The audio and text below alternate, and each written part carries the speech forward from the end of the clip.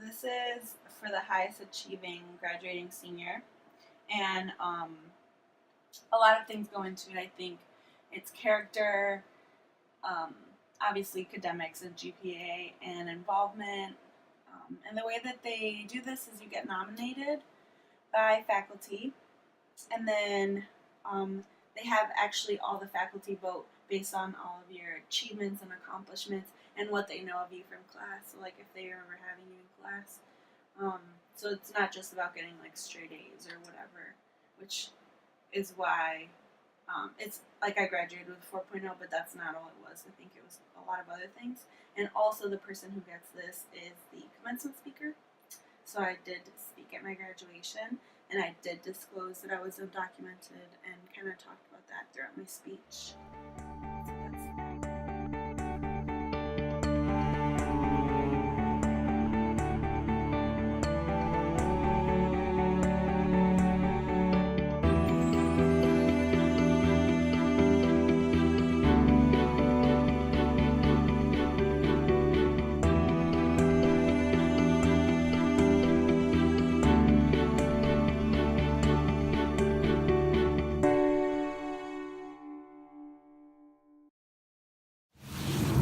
My name is Catalina Silva Contreras. I was born in Buenos Aires, Argentina, and I am an undocumented person or documented person.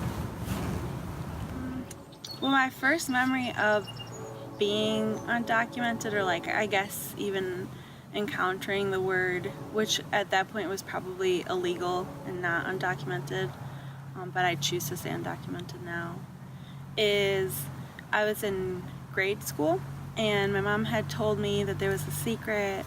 I think I had been asking questions about why my dad didn't have a driver's license and my brother didn't have a driver's license, and she told me something I don't really even remember because I didn't understand at that age.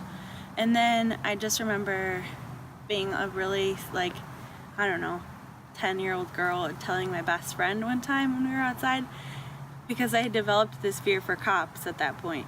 When I heard cops, I was like, oh my God, they're coming to get me. I didn't understand the complexity of it, and I told one of my best friends, just like a childhood conversation, and then she kind of started, she wasn't a great friend, but she kind of started making fun of me for it and just like picking on me for it. It's like, oh, they're coming to get you, blah, blah, blah.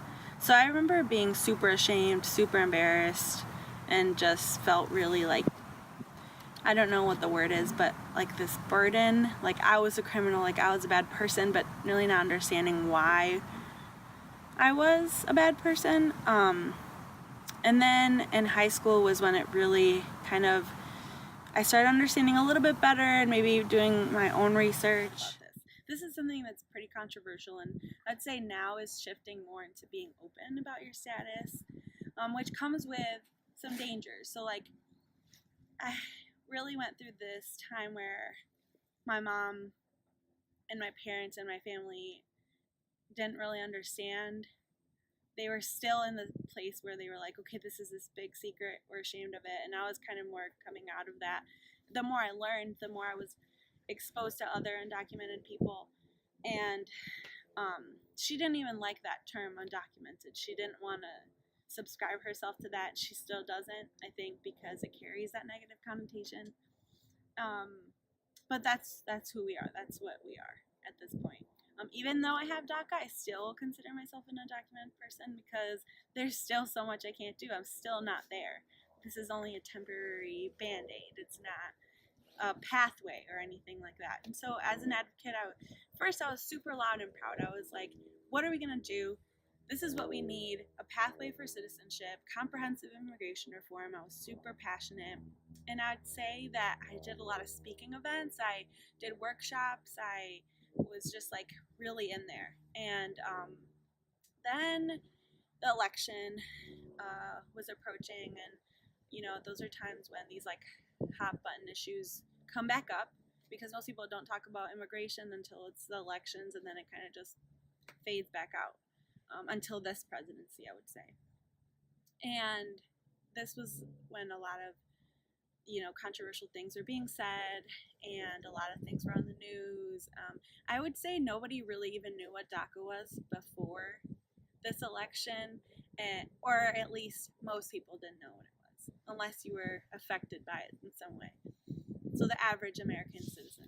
But having all these discussions, there was a lot of hurtful things said, a lot of insults, and I'd say that the community even started, so not just the election and the presidency was getting negative, but also just like conversations in my class at school, and just like I felt like there was just a heaviness where I felt afraid again, and I had lost that fear, and I think that I started to slowly get scared again that things were going to happen. So I really came back into my shell and I stopped talking about it. My mom encouraged me to stop talking about it, actually, because I was being so loud and proud about it.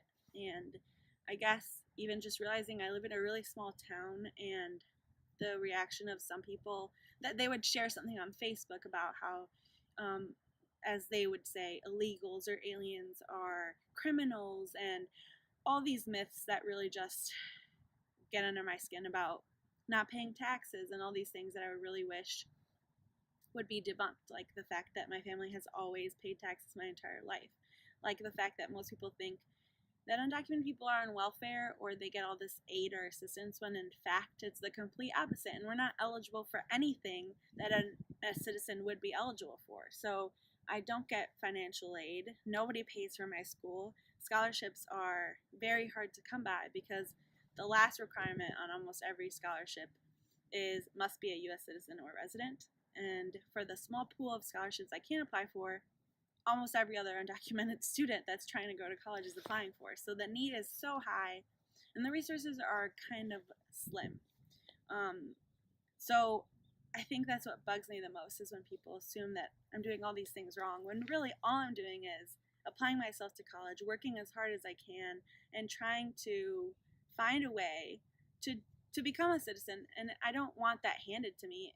A lot of people say, why don't you get in line, or why don't you do it the right way? If there was a line, if there was a way that I could go and apply at a desk somewhere, I would have been there years and years ago. My family would have been there years and years ago.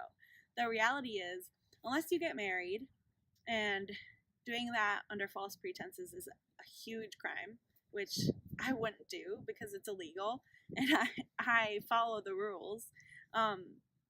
So unless you get married or you have a family member who's already a resident or citizen to request you, then you really don't have that many options when you're already an undocumented person in this country. And the problem is, I didn't just have family here. My whole family picked up and left a really horrible situation in our home country to try to get, a better education for me and better opportunities for me, and same position. So it's this really frustrating thing of people telling me to get in line, and it's this feeling of, if there was a line, I would be the first person in that line. And all I want is a pathway. Like, give me any test, give me any requirements, and I will fulfill them, because it would make my life 10 times easier. I don't think any undocumented person is just undocumented because they're lazy, they don't feel like getting in line, or whatever the case may be. And so that's one of my biggest frustrations as an undocumented student. A lot of immigration topics. Once the elected president was announced, that was really, really hard for me. I just felt unsafe in a lot of ways that I didn't feel unsafe before. Like, everything got magnified. A lot of people that maybe felt certain ways that didn't express it before felt that now that they had the freedom to say these horrible things because somebody in government said them out loud, so I can say them too. So I was, even just like from people that were family friends or some type of family, posting these things about, these illegals are criminals, blah, blah, not knowing that they're talking about me, right? Because they don't know my status. And so I just took this really, really hard. It was a really difficult time for me, and I think there was a big push from the Latino community and the undocumented community, since it's not all Latino, which is actually another myth, that to like speak out and open up, and the first thing I wanted to do was close up. So I did. And I'm just trying to get to graduation at this point, trying to think about my next step. And for the field that I had chosen, is required to go to grad school. So it was kind of like the same place I was at when I was in high school, trying to figure out my next step. How am I going to apply for college with all these things, all this baggage I have? I was in the same place now into grad school. So my mom paid for my entire tuition out of pocket at no discount. So not the tuition you see after financial aid kicked in, but before that, which was a huge financial burden on her. And it was constantly the struggle of, she would call me and say, you know, I don't think we're going to be able to pay this next month, and I don't know, we might have to talk about you discontinuing school, even though I had one semester left or a couple months left.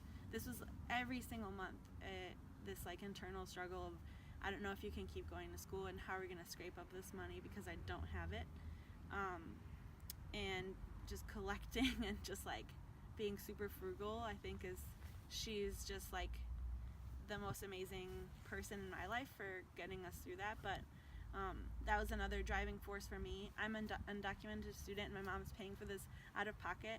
Well, I better make sure that I make every single moment in this university, like I better get her money's worth. I better make this the best experience I can, be involved in every club I can. I was super involved. I better get an A on every single thing. If she's gonna bust her butt this hard, I should bust my butt this hard too. So I went to my honors convocation. I thought I was getting an award, you know, whatever, for getting good grades. And they gave us a speech about they're going to give out the Spartan Award, which is, this is her words, not mine. It's basically the award for the best student in school that's graduating, and they would also get to give a speech. And I remember thinking, wow, that's really cool. And I'm very award driven because I'm so academic. I'm like, yeah, I want all the awards I can possibly get. And I remember sitting there thinking, like, I don't know if I'd want that one because that's a lot of pressure, and I'm just like, that's scary. And then I went out, you know, the honors convocation. My mom had traveled in from out of state, and they started describing the person that got the Spartan Award, and they were saying something like, yeah, she was in all these activities. So she was a founding member of this organization, and as they talked more and more, I was like, is that me? No, like, it's not me. Then they kept saying, she said something like, this person has a warrior spirit and things like that. And I was like, okay, good, it's definitely not me. And I saw my mom's face, and I could see that she was peeking out through the crowd, and I was like, oh God. And then they called my name and just started crying and crying. She started crying, and it was just a really special moment that I think we shared because, yeah, I'm used to getting like good grades at this point. It's part of who I am. It's just who I'm just a committed person, I think. But that was kind of like a thing for her, I think, more than me, because I applied myself for so long. She worked so hard to put me through school, and this was like the ultimate thing that we could both experience together. And that was probably one of the nicest moments I've had as my undergrad experience. And then I started to prepare to write my speech, and very controversially, I had seen a viral video of a student who was a student speaker at their commencement disclose that they were undocumented and talk about all their achievements, and then at the end say all this and all these people that support me, but here I am, an undocumented student, and nobody knew. And it was so touching for me to watch that because I related so deeply with her. I think being a student, I was super frustrated for most of my years because I saw people that didn't really apply themselves, and they would get all these grants or all this money because they were citizens, and I'm here thinking, like, what did I do wrong, right? Like, I got here when I was 6 years old. I've literally I haven't broken the law since, right? I follow all the rules. I am well behaved. I am as involved as possible. I'm a humanitarian, an advocate. I get good grades. And here I am struggling, saving every penny, not getting any like scholarships for my hard work, and somebody who really doesn't take this seriously, doesn't really want to be here is. So this is something that I struggled with. So when I saw someone else that was undocumented, like, take this and take it as an empowerment moment, I was like, yes, like, you get it. And I was like, that's what I want to talk about. I don't want to talk about the last 4 years have been this memory and that. Like, I want to talk about how this was a huge feat for me. It was a huge accomplishment, and I did it because I am undocumented. And this was super controversial because I had to have an advisor, and it was very strongly advised against for lots of reasons. One was that, at the political climate, I would get a negative reaction from people in the crowd. So, like, I remember someone saying to me, what if, they start throwing their booklets or booing at you? And I thought, all I could think about was, like a cheesy quote saying, like, if you don't stand up for what you believe in, then what are you doing? You're not standing up for anything. Like, this is the moment where I thought, this is the time where I need to disclose this. This is my driving force, and it's the only reason why I'm up here, because I wouldn't have pushed myself this hard, and I wouldn't have gotten all these awards had I not been undocumented, or at least faced the obstacles that I faced. And so when I was writing it, I was like, this is it. Like, this is my moment, and it just came out so beautifully, and I put so much hard work into it. How can I talk about this so that other people can relate to me and understand that this is not just for undocumented people, but this is saying when you have an obstacle and maybe some odds are stacked against you, that should be your driving force. That should be your persistence in achieving your goal, and it should push you even harder, because that's how I got here, and that's what will continue to drive me.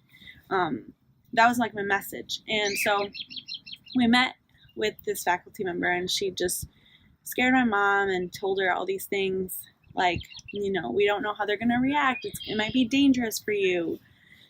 When there is reality to that, but also I think the odds of somebody just internally sitting there like unsatisfied during my 5-minute speech is greater than somebody getting up and like ruining the graduation of whoever they're here for, their loved one, and throwing a booklet. I just didn't think that was probably going to happen. And also, I wasn't saying anything political. I was only saying this is who I am. And I think I should be free to say that. So I was falling back into this advocate role, I think, slowly, because I was angry. I went from being really, really scared, really, really sad, and just really, really ashamed and embarrassed, to during the election, during the presidency, to being really, really angry, and just, I think, using that as my passion to keep going. So then it turned from like a conflict between me and faculty to a conflict between me and my mom, which is a lot tougher for me to handle. So it's like, yeah, I can tell faculty all day long, no, I'm going to say this because I really believe in it. Versus my mom, who is in the same position, right? Like, she's also an undocumented person, or was, because she has since gotten married recently, but she still is ashamed of the label, doesn't like to talk about it, doesn't even really know, I think, as much as I know about immigration reform and all these other things.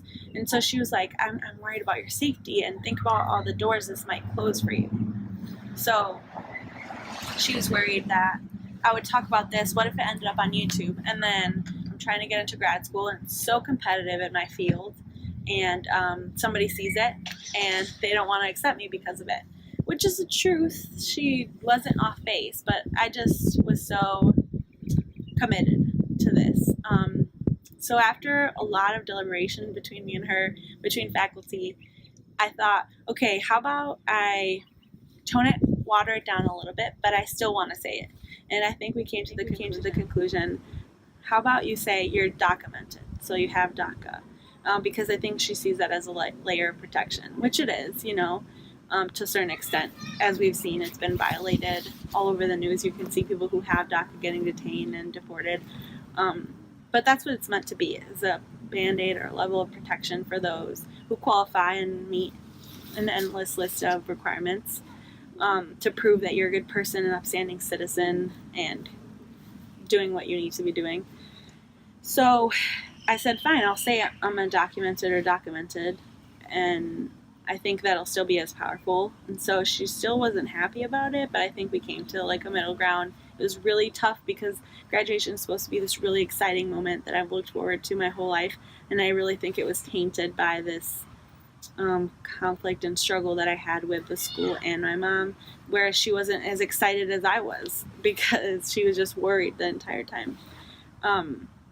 So after that, it was like 2 days before graduation. We were finally at a good place, and I got a call from the higher-ups of my university after I had already gotten an email of the higher-ups, and that was the higher-ups saying, are you sure you want to say this? And I said, yes, I'm sure. And I really think it was driven by faculty, kind of like really trying to, they were saying, I'm not going to tell you not to say it, but you should really consider not saying it. And I said, okay, well, I considered it, and I am going to say it. And then they're like, are you sure about that? And I said, yes. And so I think it was just a constant, like, push struggle. Finally, that further scared my mom that I got a call, and they were like, maybe they're advising you not to say it. So I actually called myself, somebody as high up as I could think of, and I had a brief conversation, and I said, is this something you guys don't want me to say? Do you not want this to represent the university? Because I understand that I am representing the university, and I think that was my only concern, is I don't want the university to have like beef with me, right? I'm just trying to express my own experience. And I'm not speaking on behalf of the university advocating for undocumented students, because maybe they don't, and I understand that. But no, she said, it's completely fine. You say whatever you want to say. We're not here to silence you. And I said, okay, perfect. And I told my mom that, and on the day of commencement, I think that's all she thought about. And I went on to talk. I had to sit on the front stage, which was a little bit weird for me, instead of sitting with my peers. But it was also something I was really proud of. And as I gave my speech, I talked about the people that really carried me through, the people that really supported me, how difficult it was. And the very end, I said, I am an undocumented person, or a documented person. I have DACA, and I persisted. And I think that was the message of my speech. It was really difficult to get through, and I really thought I was going to cry, but luckily I didn't. And people clapped. I'm sure there was people who were upset or didn't agree with my message, and that's fine. But nobody threw booklets. And I guess my goal too, not only in sharing my experience, is just to educate people. Like, if I was able to get one person who didn't know what undocumented or documented meant to just Google it and not take somebody else's word for or what they see on Facebook, and figure out like who I am and why I have DACA and I was able to get this big award, instead of just thinking that I was handed all of these things, then that's enough for me. Because I think my goal now, today, as I'm in grad school, so now I got accepted into Northwestern, with like a really low acceptance rate, and it was like out of hundreds of applicants, I'm just really lucky to be in that spot, and that was another huge accomplishment for me.